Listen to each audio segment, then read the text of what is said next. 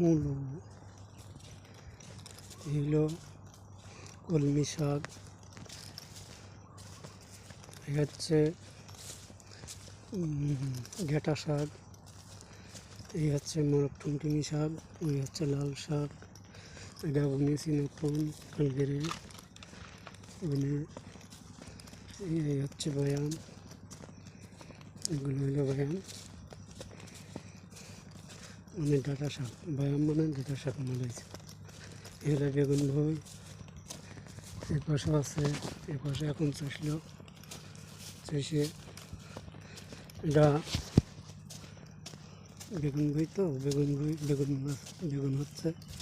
এটাও কলমি শাক, ডাঁটা শাক আছে।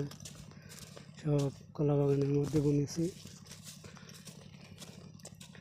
এটা মারা হয়েছে, কিছু আছে, ঘর মারতে হবে। এটা কলমি শাক, এগুলো ডাঁটা শাক, কলমি শাক বুনেছি।